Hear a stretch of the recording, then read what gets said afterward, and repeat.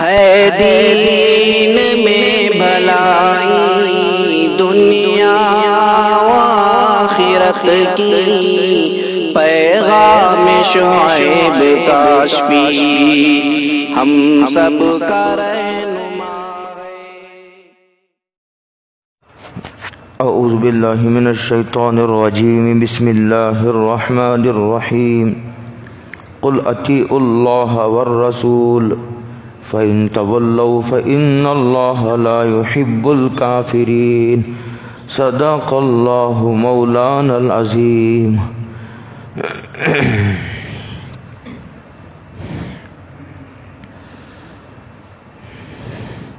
قل، ایک خطاب حضرت رسول اللہ صلی اللہ علیہ وسلم سے، آپ کہیے اطیعوا اللہ والرسول، اللہ کی اور رسول کی اطاعت کرو۔ دیکھو، اوپر اتباع کا حکم تھا۔ اگر تم کو اللہ سے محبت کا دعویٰ ہے، تمہیں کہتے ہو کہ ہم اللہ کے محبوب ہیں، یا اللہ سے محبت تعلق پیدا کرنے کا ارادہ ہے، تو حضور سے یہ کہلوایا گیا تھا۔ اس کا طریقہ یہ ہے کہ تم کہو لوگوں سے کہ میری اتباع کرے۔ میری اتباع کرو گے تو اللہ تعالیٰ محبوبیت کی شان عطا فرمائیں گے، یحببکم اللہ۔ دیکھو، اتباع افعال کی ہوتی ہے، پیچھے پیچھے چلنا یہ افعال میں ہوتا ہے۔ جیسا حضور نے کیا اسے فالو کرنا، اس کے پیچھے پیچھے چلنا، اتباع کہتے ہیں پیچھے پیچھے چلنے کو۔ یہاں کہا جا رہا ہے اطیعوا اللہ، اللہ اور اس کے رسول کی اطاعت کرو۔ اطاعت اقوال کی ہوتی ہے۔ دیکھو، تین چیزیں ہیں، غور سے سنو، توجہ سے، ادھر ادھر مت دیکھو، بچوں کو چھوڑو۔ یہ ہوتے ہیں اقوال کہ حضور نے یوں فرمایا، حضور نے یوں فرمایا، حضور نے یہ کرنے کا حکم دیا، اس سے منع کیا، یہ ہے اقوال۔ اور یہ ہوتے ہیں افعال، حضور نے یوں کیا، حضور نے یوں کیا، یہ افعال ہیں۔ اور یہ ہوتی ہے تقریر۔ یہ تقریر وہ نہیں ہے جو جمعہ میں ہوتی ہے، یہ اردو کی تقریر ہے۔ یہ کیا ہوتی ہے؟ یہ اردو کی تقریر ہے۔ علم حدیث میں تقریر کہتے ہیں کہ حضور موجود ہیں، ایک کام حضور کے سامنے کیا گیا اور حضور دیکھ کر کے خاموش ہیں۔ حضور کے سامنے کام کیا گیا، حضور موجود ہیں، دیکھ رہے ہیں، دیکھ کر بھی خاموش ہیں۔ نبی دیکھ کر نہیں خاموش رہ سکتا ہے، عالم رہ سکتا ہے دیکھ کر خاموش۔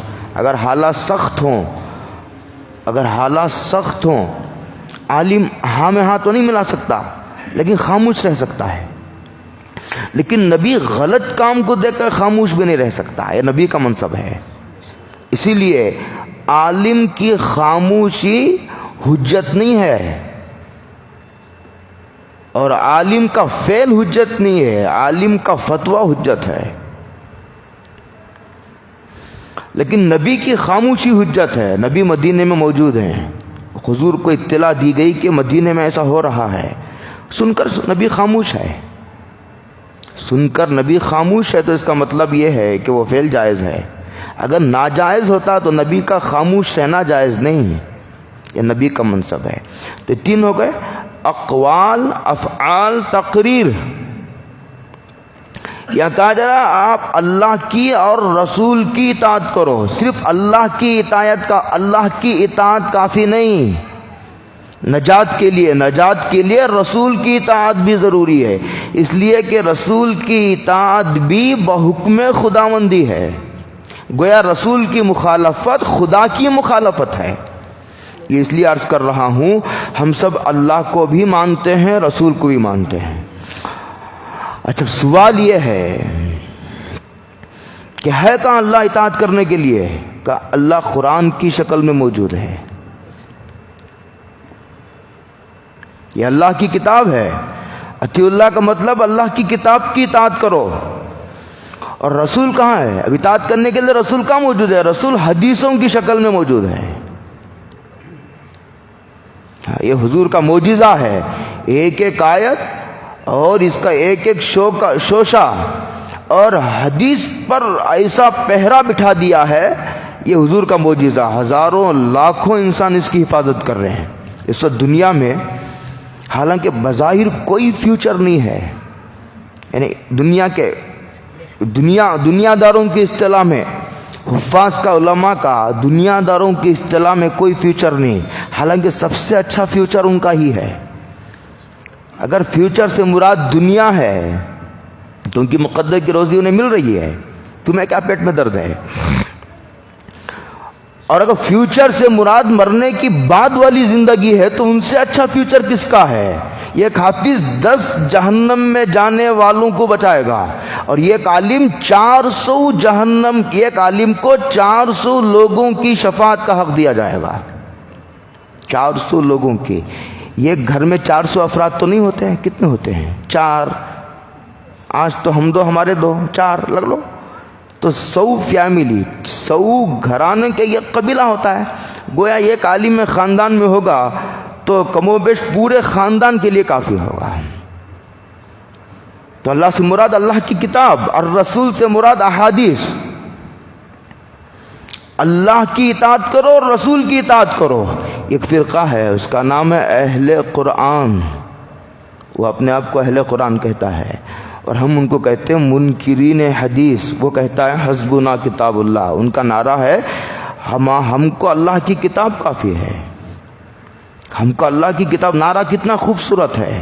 ہر باطل فرقہ اپنا جو ہیڈ لائن، عنوان، اپنا جو لقب اختیار کرتا ہے بڑا خوبصورت ہوتا ہے، اٹریکٹیو ہوتا ہے، اپنے طرف کھینچنے والا. وہ منکرین حدیث ہیں. ان کا یہ کہنا ہے کہ حدیثوں کی ضرورت نہیں، حالانکہ احادیث قرآن کریم کی تفسیر ہے. احادیث کو سامنے رکھے بغیر قرآن کو سمجھنا ممکن نہیں. اور پھر قرآن کریم میں ہی ہے کہ حضور جو کہیں وہ کرو، جس سے منع کر دے رک جاؤ. تو گویا احادیث کا انکار کرنا، قرآن کریم کی ایک آیت کا انکار کرنا ہے، اور ایک آیت کا انکار بھی اسی طرح کفر ہے جس طرح پورے قرآن کا انکار کفر ہے. یہ سمجھنے کی بات ہے. ایک بات. دوسری، اس سے بھی گہری بات سمجھو. تو پتہ چلا کہ اللہ اور اس کے رسول دونوں کی اطاعت ضروری ہے. قرآن کریم نے ایک جگہ کہا من یطیع الرسول فقد اطاع اللہ. جس نے اللہ کے رسول کی اطاعت کی، فرما برداری کی، اس نے اللہ کی اطاعت کی ہے. اچھا، اللہ اور اس کے رسول کی اطاعت اس وقت کرو گے جب قرآن و حدیث کا علم ہوگا.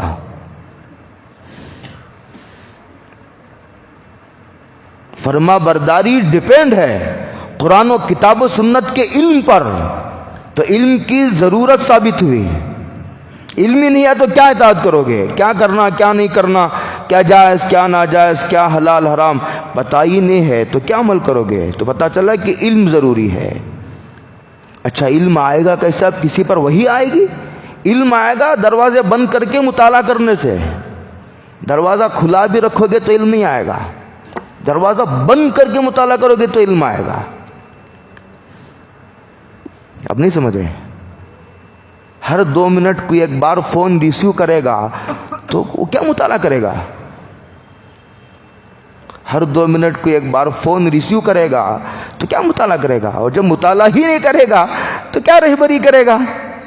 اس کا مطالعہ کچا ہو جائے گا. جس کا مطالعہ کچا اس کی رہبری کچی. جسے قرآن و حدیث کے علم میں مہارت ہے وہی رہبر بن سکتا ہے، اسی کو رہبری کا حق ہے. بے بات سمجھو. اس لیے ایسے لوگوں کی حوصلہ افزائی کرنی چاہیے، ورنہ دن بدن بڑے علماء کم ہوتے جا رہے ہیں. جو بڑا عالم جا رہا ہے دنیا سے، اس کی جگہ لینے والا کوئی نہیں.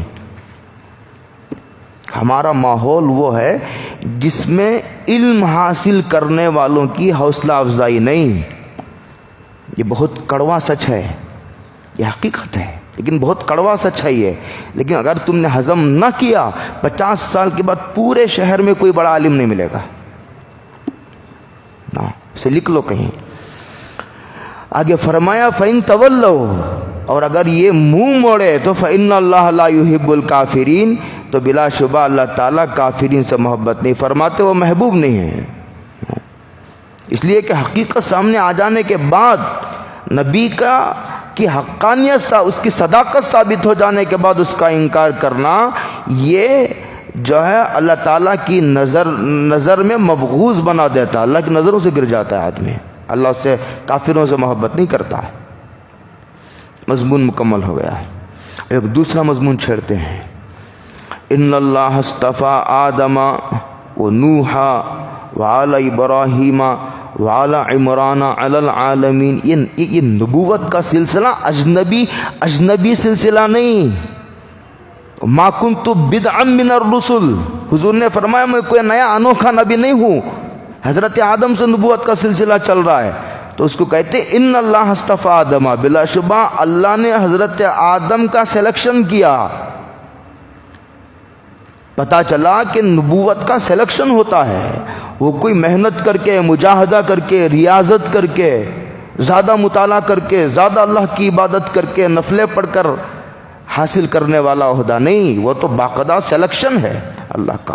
بلا شبہ اللہ نے حضرت آدم کا انتخاب فرمایا، وہ نوح اور حضرت نوح کا انتخاب فرمایا، وہ اعلیٰ ابراہیم اور ابراہیم کے خاندان کا انتخاب فرمایا، صرف حضرت ابراہیم کا نہیں، حضرت ابراہیم کے خاندان کا، پوری بنی اسرائیل جو ہے وہ حضرت ابراہیم علیہ السلام کے خاندان میں آتے ہیں۔ حضرت یعقوب کا نام بنی اسرائیل ہے، اسرائیل حضرت یعقوب کا نام ہے، ان سے چلنے والا خاندان بنی اسرائیل کہلاتا ہے۔ 4000 انبیاء آئے بنی اسرائیل میں، والا عمران اور عمران کے خاندان کو قبول کیا، علی العالمین لوگوں کے، پوری دنیا میں سے ان لوگوں کا انتخاب فرمایا۔ حضرت نوح حضرت آدم کی اولاد میں، دیکھتے چلے جاؤ، حضرت نوح حضرت آدم کی اولاد میں سے ہیں، ابراہیم حضرت نوح کی اولاد میں سے ہیں، اور عمران ان تینوں کی اولاد میں سے ہیں۔ کیسا سلسلہ وار! والا ابراہیم والا عمران دو ہیں، حضرت مریم کے والد کا نام بھی عمران ہے، اور حضرت موسیٰ کے والد کا نام بھی عمران ہے، جو اولو العزم پیغمبر ہیں، اولو العزم پیغمبر 5 ہیں، اس میں سے حضرت موسیٰ بھی ہیں، ان کے والد کا نام بھی عمران ہے، حضرت مریم کے والد کا نام بھی عمران ہے۔ اور یہاں اگر والا عمران مراد لیں تو اگر وہ حضرت موسیٰ کے والد مراد لے تو پھر حضرت موسیٰ مراد ہیں، اور اگر عمران سے حضرت مریم کے والد مراد لے تو حضرت عیسیٰ مراد ہے۔ عمران کے بچے، یعنی عمران کے بچے کا مطلب یہ ہے کہ حضرت مریم کے پیٹ سے حضرت عیسیٰ پیدا ہے، یہ مراد ہے۔ ذریۃ بعضھا من بعض، ایک دوسرے کی اولاد ہیں، یہ اس کی ترتیب میں نے بتا دی ہے۔ واللہ سمیع، اور اللہ ہر چیز کو سننے والا ہے، علیم، اور دل کی نیتوں تک سے باخبر ہے۔ ظاہر داری مخلوق کے سامنے چل جاتی ہے، دل میں ایک، زبان پر ایک، نفاق یہ مخلوق کے سامنے چل جاتا ہے، لیکن وہاں نہیں چلتا، وہاں تو دل پر گزرنے والے وساوس، خطرات، خیالات تک سے باخبر ہے وہ۔ بتائیے، اس میں مخلصین کے لیے تسلی ہے، ریاکاروں کے لیے تنبیہ ہے، مرنے سے پہلے اب بھی نفاق سے توبہ کا موقع ہے۔ امام طلحہ صاحب آئے تھے، انہوں نے بالکل آخر میں اس مضمون کو چھیڑا تھا کہ قیامت کے دن جو فیصلہ ہوگا وہ اس اعتبار سے نہیں ہوگا کہ جن کے آئی ڈی کارڈ میں مسلمان لکھا ہوا ہے اس بنیاد پر فیصلہ نہیں ہوگا، فیصلہ اللہ کا اس بنیاد پر ہوگا جو دل میں چھپا ہوا ہے۔ اگر دل میں ایمان ہے تو جنت میں جائے گا، دل میں نفاق ہے، زبان پر ایمان کا کلمہ ہے تو اللہ تعالیٰ اسے جہنم میں بھیجیں گے۔ آگے ایک بیوہ کی دعا کا تذکرہ ہے۔ حضرت مریم کے والد جو عمران تھے ان کا انتقال ہو گیا تھا، اور ان کی اہلیہ کا نام حنا لکھا ہوا ہے کتابوں میں۔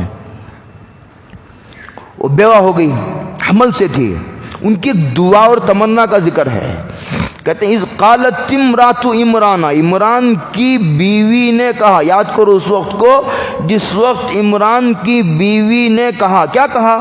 ربی، اے میرے پروردگار، انی نظرت لک ما فی بطنی محررا، میں جو ہے خالص تیرے لیے میرے پیٹ میں جو ہے کیا ہے واللہ تعالی عالم، ما فی بطنی جو ہے میں خالص تیرے لیے وقف کرنے کی منت مانتی ہوں۔ محررہ آزاد کر دینا، کس سے؟ دنیاوی کاروبار سے آزاد، دنیا کا کوئی کاروبار نہیں کرے گا، دنیا کا کوئی دھندا نہیں کرے گا، کوئی مشغولیت مصروفیت نہیں ہوگی اس کی، خالص تیری اور تیرے گھر کی خدمت کے لیے میں وقف کر دوں گی، اس کی منت مانتی ہوں۔ اور اس طرح کی منت پہلی شریعتوں میں جائز تھی، اور اس میں ایک بہت گہری تمنا یہ پوشیدہ ہے، چونکہ بیت المقدس کی خدمت کے لیے لڑکوں کا انتخاب ہوتا تھا، لڑکیوں کا نہیں، تو اس میں اشارہ یہ ہے کہ میرے پیٹ میں جو ہے بچہ ہونا چاہیے۔ زبان سے تو نہیں کہہ رہی، لیکن تمنا یہ بتا رہی ہے۔ اور اس وقت کا جو رواج ہے، لڑکیوں کا انتخاب نہیں ہوتا تھا خدمت کے لیے بیت المقدس کی، وہ لڑکوں کا ہوتا تھا، لڑکیوں کا نہیں ہوتا تھا۔ فتقبل منی، بیوہ کی تمنا دیکھیے،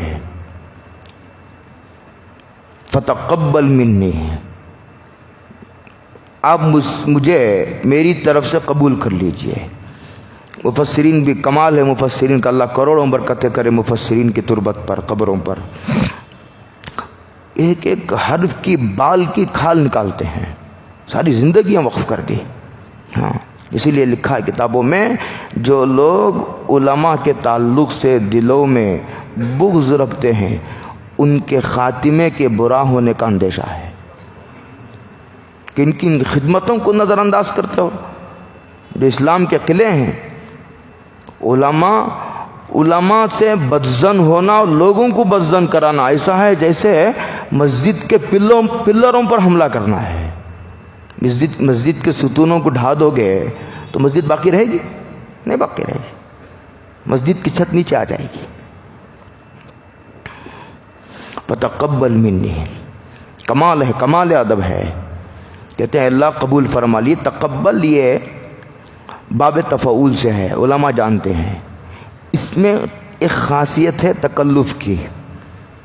پتہ چلا گویا یہ کہہ رہی ہے کہ میرا یہ جو بچہ ہے، آپ کی شان تو اتنی عالی ہے، میرا یہ بچہ آپ کے دربار عالی کے قابل و لائق تو نہیں ہے، آپ کی شان تو نہیں ہے، کیسا ہو سکتا ہے؟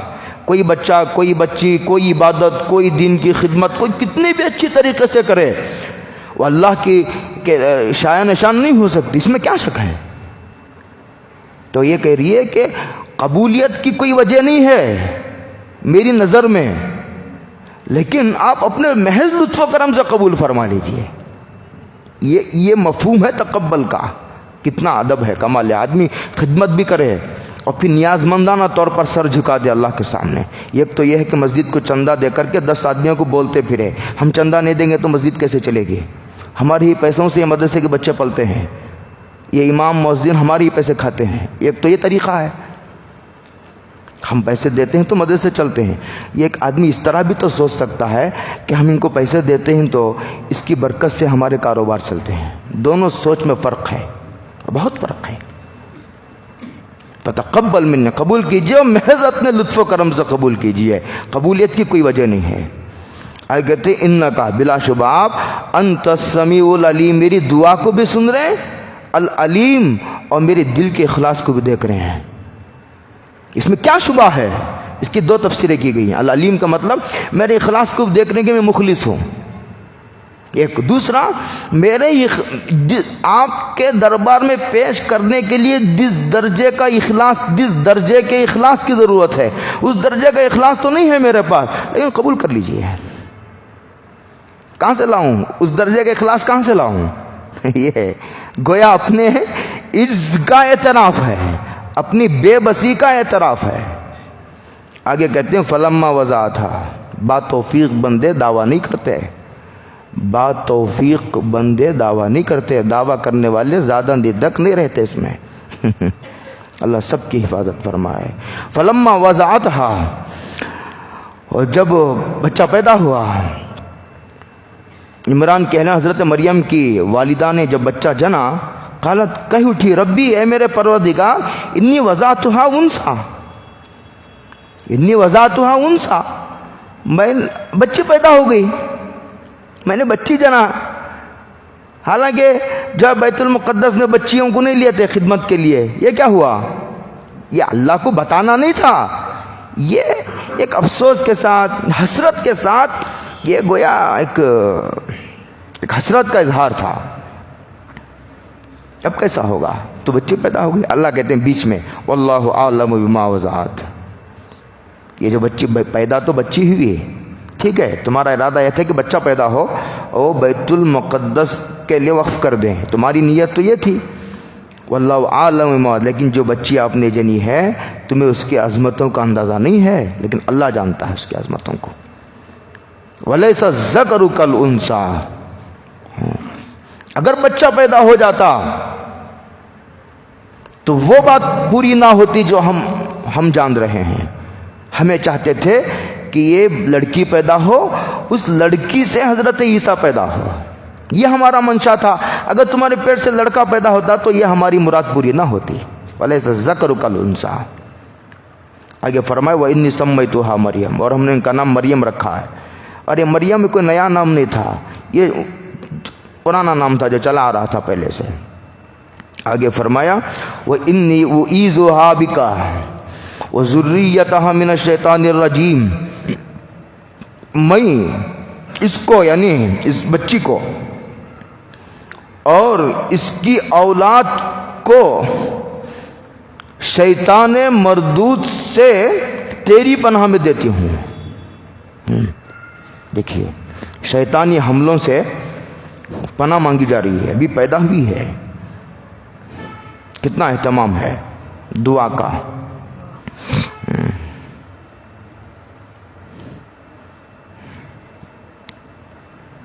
اب خود چاہے تو شیطان سے نہیں بچ سکتے۔ ملا علی قاری نے لکھا ہے شیطان کی مثال ایسی ہے جیسے گھروں کی حفاظت کے لیے کتے رکھتے ہیں، نیا آدمی جاتا ہے تو کتے بھونکتے ہیں۔ اگر آپ خود اس سے نمٹنا چاہے تو وہ تم سے الجھ جائے گا۔ اس کا طریقہ یہ ہے کہ گھر کے مالک کو فون کرو کہ میں تمہارے گیٹ میں داخل ہونا چاہتا ہوں، اس کتے کو اشارہ کرو، وہ اشارہ کرے گا تو کتا اس کی زبان سمجھتا ہے۔ ملا علی قاری نے لکھا ہے شیطان ایسا ہے جیسے دروازے کا کتا، تم الجھو گے تو کامیاب نہیں ہو سکو گے، لیکن جو اس کو پیدا کرنے والا ہے اس سے پناہ چاہو گے تو شیطان کے وسوسوں سے بچ سکو گے۔ کمال ہے، کمال تواضع ہے۔ فتقبلها ربها بقبول حسن، تو دعا کی تھی، درخواست، کہتے ہیں کہ اس کے پروردگار نے، مریم کے پروردگار نے بہترین طریقے پر قبول کر لیا، قبولیت کی بشارت سنا دی۔ وَأَنبَتَهَا نبات، تو مخلصین کی خدمات قبول کر لیا جاتا ہے۔ وَأَنبَتَهَا نَبَاتًا حَسَنًا، قبولیت کا طریقہ بتا رہے ہیں کہ اپنے اعمال کو قبول کرانے کا طریقہ یہ ہے کہ آدمی مخلص ہو، اس کے بعد بھی یہ کہے کہ آپ اپنے کرم سے قبول کر لیجئے۔ یہ اپنے عمل کو قبول کرانے کا طریقہ ہے، ایک اللہ کی نیک بندی کا طریقہ بتا کر ہمیں یہ سبق دینا چاہتے ہیں کہ ہم دین کی خدمت کرنے کے مستحق نہیں ہیں، ہم محتاج ہیں۔ دین کی خدمت کرنے کی ہم کو ضرورت ہے، دین کی خدمت کرنے سے ہماری عزت میں اضافہ ہو جاتا ہے، ہماری خوش نصیبی میں، ہماری سعادت مندی میں اضافہ ہو جاتا ہے۔ کہتے ہیں کہ وَأَنبَتَهَا نَبَاتًا حَسَنًا، اور اللہ تعالیٰ نے بہترین طریقے پر ان کی نشو و نما کی، جسمانی اعتبار سے بھی اور پھر اس کے روحانی اعتبار سے دونوں مراد ہو سکتے ہیں۔ وَكَفَّلَهَا زکریا، اور حضرت مریم کو زکریا علیہ السلام کی پرورش میں دی ہے، ذمہ داری میں دی ہے۔ زکریا علیہ السلام جو تھے وہ حضرت مریم کے خالو ہوتے تھے، حضرت مریم کے خالو ہوتے تھے۔ وَكَفَّلَهَا زکریا کلما دخل علیہا زکریا المحراب، اور جب بھی حضرت زکریا داخل ہوتے محراب میں، بیت المقدس تھا، اطراف کمرے بنے ہوئے تھے، وہاں جو خدمت گزار تھے بیت المقدس کے وہ اس میں رہتے تھے، رہنے کے لیے، عبادت کے لیے تنہائی کی ضرورت ہوتی ہے تو کمروں میں رہتے تھے۔ تو ان کو ایک کمرہ دے دیا گیا، لڑکی کو ہی قبول کر لیا گیا۔ تو کلما دخل علیہا زکریا المحراب، جب بھی حضرت زکریا، کیونکہ خالو بھی ہوتے تھے، سرپرست بھی تھے حضرت مریم کے کمرے میں جا کر دیکھ بھال دیکھ ریکھ کے لیے بھی کوئی ضرورت پیش آئے اس کو پورا کرنے کے لیے جب داخل ہوتے تھے تو وجد عندہا رزقا، جب بھی داخل ہوتے تو ایک عجیب بات دیکھتے، وہ کیا دیکھتے کہ ان کے پاس کھانے پینے کی چیزیں رکھی ہوئی ہیں، حضرت زکریا کے علاوہ جاتا کوئی نہیں، اجازت کسی کو نہیں، اور بے موسم کے پھل رکھے ہیں، اور جب بھی جاتے ہیں یہی صورتحال ہے۔ جب کئی مرتبہ ہو گیا اس طرح تو حضرت زکریا نے پوچھا، یا مریم انا لکی ھذا، یہ کہاں سے آتے ہیں پھل؟ بے موسم کے پھل آ کے جب بھی دیکھتا ہوں تمہارے پاس موجود پاتا ہوں۔ تو انہوں نے جواب دیا، ہوا من عند اللہ، یہ اللہ تعالیٰ کی طرف سے آتے ہیں۔ اللہ تعالیٰ کی طرف سے کا دو مطلب ہے، ایک تو اللہ تعالیٰ آسمانوں سے نازل کرے، اس میں بھی کوئی تعجب نہیں کرنا چاہیے، اللہ اسباب کے پابند نہیں ہے، اللہ مسبب الاسباب ہیں۔ ہم کو اسباب اختیار کرنے کا جو حکم دیا گیا ہے وہ اس لیے نہیں ہے کہ اللہ بغیر اسباب کے دینے پر قادر نہیں ہے، اس لیے نہیں، وہ قادر تو اس وقت بھی تھے، قادر اب بھی ہیں، تو امتحان کے لیے ہے کہ دیکھیں کون آدمی کاروبار میں لگ کر ہمیں بھول جاتا ہے، یا کاروبار میں لگ کر کون آدمی ہمیں یاد رکھتا ہے، جائز ناجائز کا کون لحاظ کرتا ہے، کاروبار بھی ہے، دکان بھی ہے، اور نماز کو بھی آ رہا ہے، جائز آتا ہے تو آگے بڑھ کر لے لیتا ہے، ناجائز حرام چیز کوئی آتی ہے تو رک جاتا ہے، اس کا امتحان کرنا ہے۔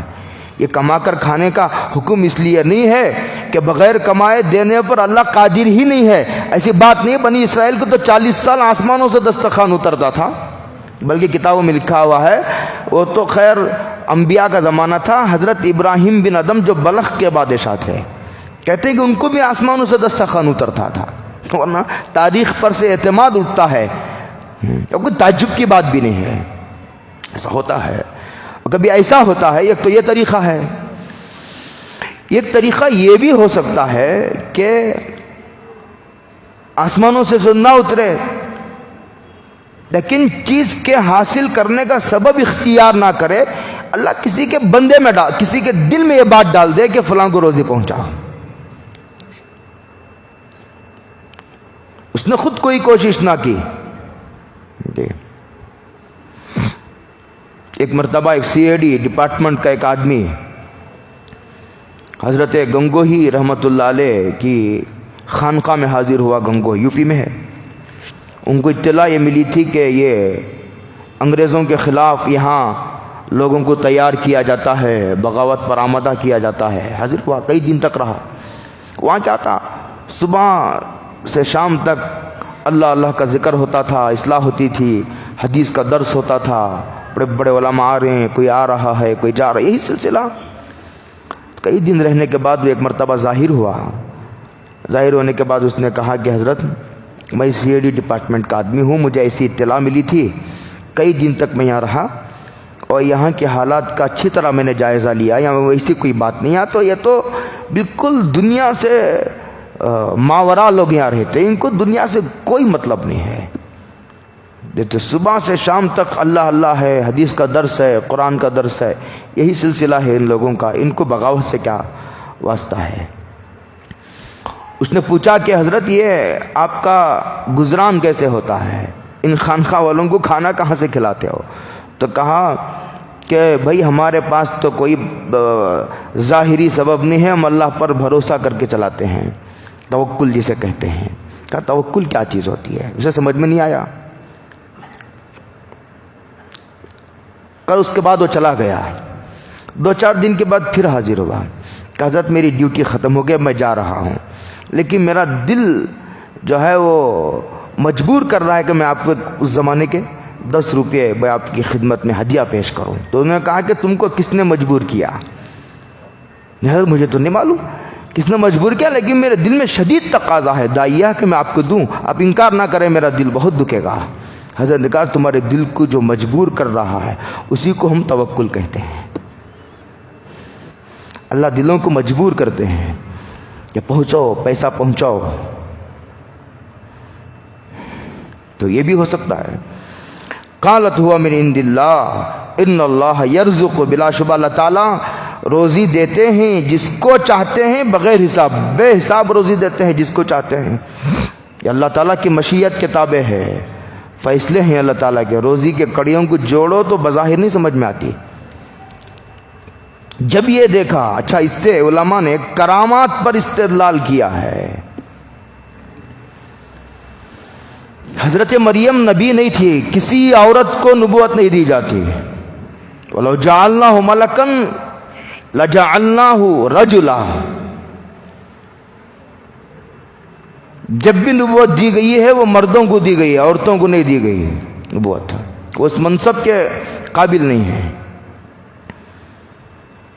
حضرت مریم نبی نہیں تھی، اس پر اتفاق ہے. سورہ مریم آ رہی ہے آگے، بہت دور آ ہے ابھی، جب آئے گی انشاءاللہ بہت تفصیلات سے وہاں بات آئے گی جو تفصیل سے ہے. تو اگر اللہ کی ولی تھی اس میں کیا شبہ ہے. حضرت عیسیٰ علیہ السلام کی ماں تھی، تو اس سے غیر نبی کی کرامت پر استدلال کیا گیا ہے. اگر کوئی عجیب و غریب بات جسے عام انسان نہ کر سکے، جیسے ہوا پر اڑنا عام انسان نہیں کر سکتے، پانی پر چلنا عام انسان نہیں کر سکتے. یہاں سے مدینہ کتنا دور ہے بتائیے؟ فلائٹ میں، ہوائی جہاز میں 5 گھنٹے لگتے ہیں. کوئی آدمی چل کر 1 گھنٹے میں مدینہ پہنچ جائے، ایسا ہوتا ہے؟ کوئی عجیب و غریب بات نہیں ہے، آپ تعجب نہ کریں. اس علاقے میں، یعنی اس علاقے کا مطلب اس جنوب میں بزرگوں کا پورا تعارف نہیں ہوا. یہ لوگ عجیب، اس لیے لوگ سمجھ رہے ہیں کہ اولیاء اللہ ختم ہی ہو گئے، اب نہیں ہیں. ایسی بات نہیں ہے، قیامت کے صبح تک رہیں گے. یہ عقیدے کی خرابی ہے. یا ایھا الذین آمنوا اتقوا اللہ وکونوا مع الصادقین. یہ حکم یہ قیامت کی صبح تک کے لیے ہے. اس میں اولیاء اللہ کا ذکر ہے کہ اولیاء اللہ رہیں گے، ان کی صحبت اختیار کرنے کا حکم ہے. جب موجود ہی نہیں ہوں گے تو ان کے ساتھ بیٹھنے کا حکم دینا تو ایک فضول حکم ہے نا. اور اللہ تعالیٰ کوئی فضول کام نہیں کرتے، نہ فضول حکم دیتے ہیں. اولیاء اللہ کا وجود ہے.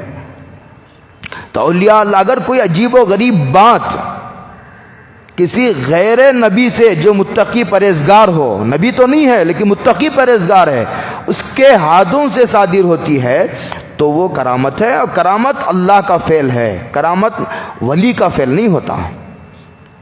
یہ سمجھنے کی بات ہے. اور دوسری سمجھنے کی بات یہ ہے، اگر اس طرح کی عجیب و غریب بات نبی سے ظاہر ہو تو معجزہ ہے. اگر عجیب و غریب بات فاسقوں فاجروں سے صادر ہو، فاسقوں فاجروں سے صادر ہو، تو سمجھنا چاہیے کہ وہ کرتب ہے، کرشمہ ہے، وہ کرامت نہیں ہے. یہ معیار یہ ہے، کسوٹی، ترازو یہ دیکھنا چاہیے کہ متقی پرہیزگار ہے یا نہیں، مومن ہے یا نہیں. اس لیے کہ غیر مومن سے کرامت صادر نہیں ہوتی. غیر متقی سے، بے نمازیوں سے، گناہوں میں بے پردہ عورتوں سے ملنے جلنے والوں کے ہاتھوں پر کرامت صادر نہیں ہوا کرتی.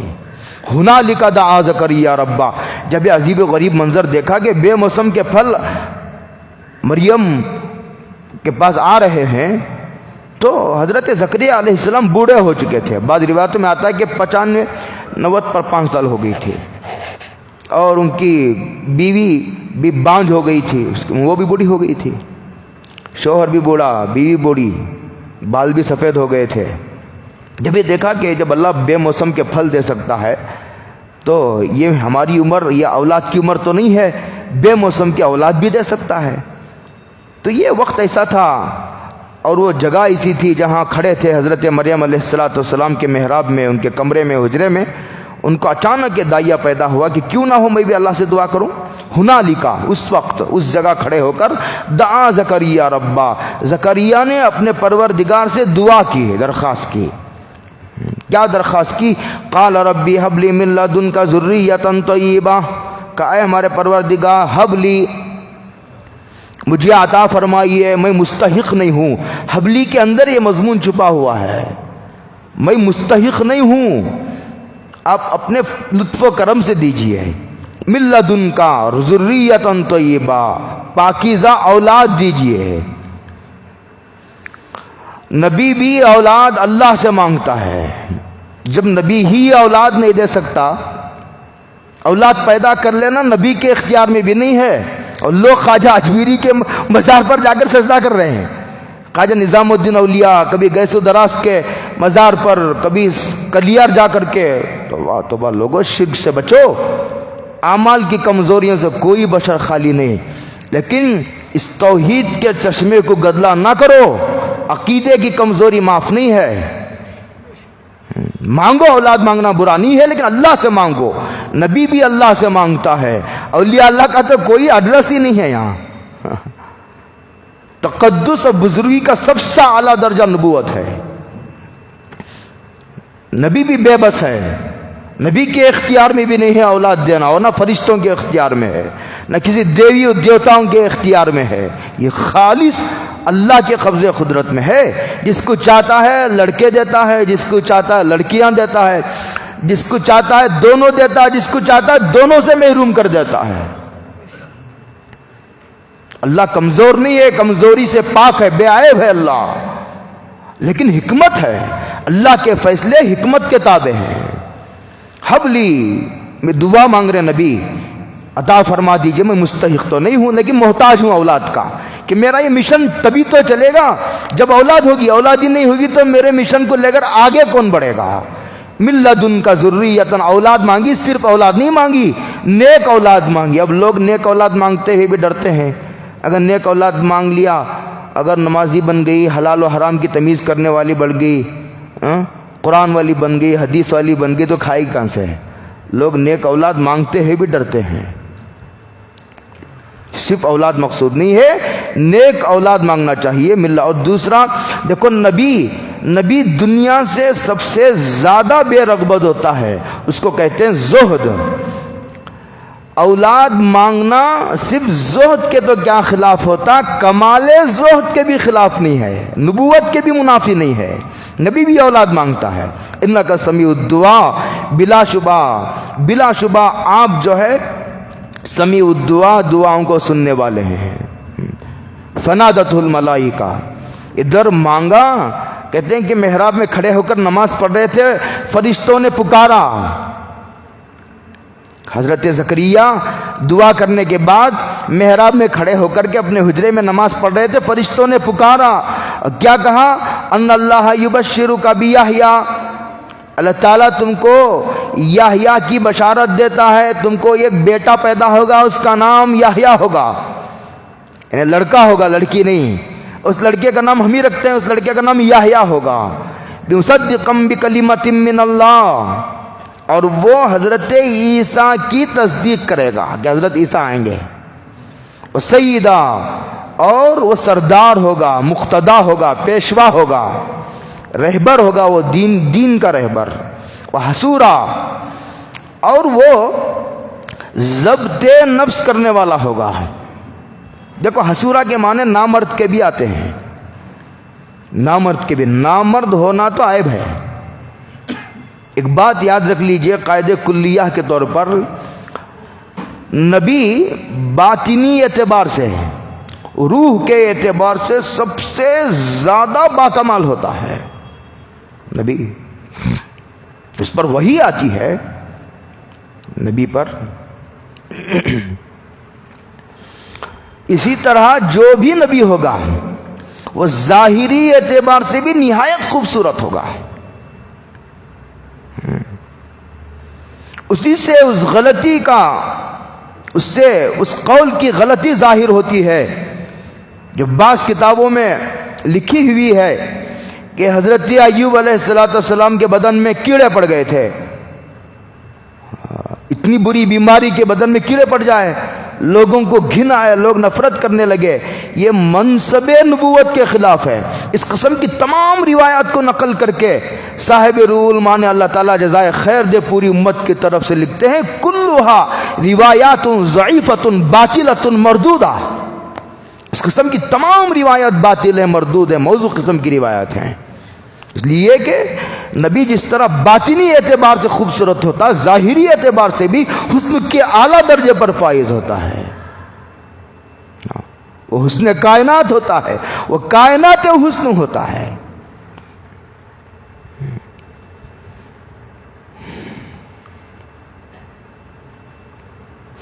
حضرت موسیٰ علیہ السلام کے بارے میں بعض لوگوں کے شبہ ہو گیا تھا، ان کی شرمگاہ میں کوئی خرابی آ گئی ہے، تو قرآن کریم کو اللہ کو نبی کے جسمانی خوبصورتی کے ظاہر کرنے ہیں، اور لوگوں کے دلوں میں جس طرح ان کی بزرگی تقدس باقی رکھنا اللہ کو منظور ہے، ظاہری وجاہت خوبصورتی کے بھی ایک روب لوگوں کے دلوں میں چھایا ہوا رہے، اس کا بھی بڑا اہتمام ہے قرآن کو۔ قرآن کریم نے سورہ احزاب میں کہا کہ یا ایھا الذین آمنوا لا تکونوا کالذین آذوا موسیٰ فبرأہ اللہ مما قالوا۔ ایک مرتبہ حضرت موسیٰ علیہ السلام جو ہے نہانے کے لیے ایک تالاب پر گئے، کپڑے نکال کر نہا رہے تھے کہ جس پتھر پر کپڑے رکھے تھے وہ پتھر کپڑے لے کر کے دوڑنے لگا۔ جب نہا کر باہر آئے تو دیکھا کہ پتھر دوڑ رہا ہے کپڑے لے کر کے، حضرت موسیٰ اس کے پیچھے پیچھے دوڑ رہے ہیں بے خبری میں۔ اب نہا کر کپڑے پہنیں گے تو کپڑے لے کر کے بھاگ رہا ہے پتھر۔ تو بالکل اللہ تعالیٰ کا ایک انتظام ہے کہ وہ جو عیب لوگ سمجھ رہے ہیں کہ یہ عیب ہے شرمگاہ میں، وہ لوگوں کے سامنے واضح آشکارا ہو جائے۔ تو اس کے بعد جب سامنے آئے، حضرت پتھر بھاگ رہا ہے، پیچھے حضرت موسیٰ بھاگ رہے ہیں، اسی جگہ جا کر کے وہ پتھر رک گیا جہاں اس قوم کے سردار لوگ بیٹھے ہوئے تھے۔ تو دیکھا اچانک حضرت موسیٰ کی شرمگاہ پر نظر پڑی، تو دیکھا حضرت موسیٰ صحیح سالم ہے۔ فبرأہ اللہ مما قالوا، ہاں اتنا اہتمام ہے قرآن کو۔ وہ سیدن، تو حسوراً کے معنی کسی طرح یہ مراد لینا جائز نہیں ہے کہ اسے حسوراً سے نامرد مراد، لغت میں ایک معنی نامرد ہونے کی بھی، حسوراً سے مراد ضبط نفس، عورتوں سے دور رہنے والے۔ کہتے ہیں حضرت یحییٰ نے شادی نہیں کی، وہ نبی من الصالحین، اور نبی ہوگا ورنہ وہ یعنی کتنے کہا مصدقم بکلمۃ من اللہ، ایک سیدہ، دو حسورہ، تین، اور نبی من الصالحین، نبی ہوگا اے بیٹا، ایسی شان کا بیٹا ہم آپ کو دیں گے، یہ کہا۔ اللہ تعالی ہم سب کو عمل کی توفیق عطا فرمائے۔ وآخر دعوانا الحمدللہ۔